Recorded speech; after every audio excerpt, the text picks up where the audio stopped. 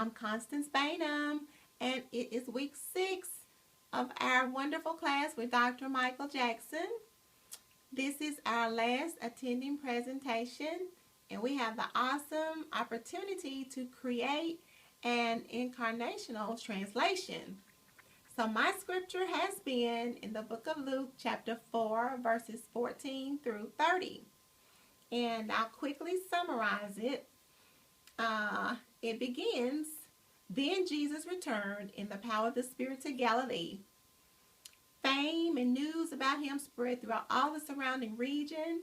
He taught in their synagogue, and he was praised by all. So he comes to Nazareth, where he was brought up. And according to the custom of his day, he attended the synagogue on the Sabbath day. He stood up to read. It was handed to him the book by the prophet Isaiah. Jesus opened the book, and he found the place where it was written, "The Spirit of the Lord is upon me, because he has anointed me to preach the gospel to the poor. He has sent me to heal the brokenhearted, to preach deliverance to the captives and recovery of sight to the blind, to set at liberty those who are oppressed, and to proclaim the acceptable year of the Lord." The Lord closed the book. He sat down, and all the eyes of those in the synagogue began to stare at him. And they began to marvel at the gracious words that came out of his mouth. And they began to say, "Is that not Joseph's son?" The Lord of hosts declared, "Today this scripture is fulfilled in your hearing." After the people processed what the Lord of hosts had said, they began to just be very, very angry. Their hearts were filled with wrath, and they did not receive the Lord of hosts. They rejected Jesus. Despite the law that they had read, despite the word from the prophets that they had been told, they did not receive the Lord of hosts.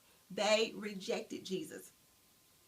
So in my Incarnationl Translation, I came up with, I think just an awesome story, and I'm going to read it to you.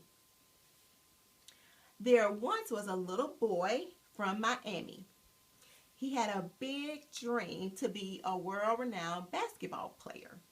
His name was James King. James King did not grow up with a silver spoon in his mouth. As a matter of fact, he was raised in low-income housing because James believed that his dream one day would come true. He persisted, and he providentially was chosen to play in the NBA for the Miami Dolphins. Fame of James began to spread around the world of his great athletic talent and his leadership abilities. His name became known worldwide as he literally dominated the game of basketball. In the meantime, there was a not so popular basketball team from Cleveland who desired to go to the NBA championship. The team worked very hard at their skills and abilities for years, but they always came up short, missing the mark. The Cleveland team would watch the news, they would listen to the sportscasters, and they would read the newspapers about this world-renowned James King. One day, the basketball team heard that this phenomenal James King would be passing through Cleveland. They talked in the locker room after practice, imagining if they just had someone to help them move to the next level in their game. As they took their showers and they started to get dressed for their normal meet and greet after practice placed at the Buffalo Wild Wings, the team coach ran in to meet the team, and he stopped them dead in their tracks as they were finished dressing. The coach said, "Do you guys remember all the news and the tabloids and the great things that we have heard about that guy named James King? Well, he has come to see us." The coach then yells out loud, "We're all ready, James. Come on in." James King walked in the locker room, and all the eyes of the basketball team began to stare at James King. James King greeted the team, and he boldly announced that he had come to join their team and lead them to the championship. As the basketball team sized the 5'5", 130 pounds Converse buddy wearing James King up, they began to say, "Is that who they've been talking about all that time? He doesn't even have on name brand tennis shoes. How can he slam dunk? He's only 5'5". How dare he insult us?" The team was insulted, and one by one, they turned their backs away from Mr. King to finish putting on their name brand LeBron tennis shoes to meet at the Buffalo Wild Wings. The team hurried for the door, including the coach. No one was left in the locker room but Mr. King. 3 years later, after the basketball team finished their practice preparing to meet once again at the Buffalo Wild Wings to watch the NBA championship game between Miami and Chicago. Well, after the game, they could not believe their eyes as they saw Mr. James King was a part of that Miami team.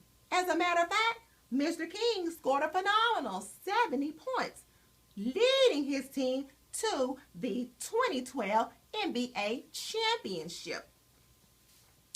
After the game was over, the team tried to get back to the locker room to just say something to Mr. King, to invite him back to their school to be a part of their team and to really apologize to him. However, James King passed through the midst of them, and Mr. King, he went his way.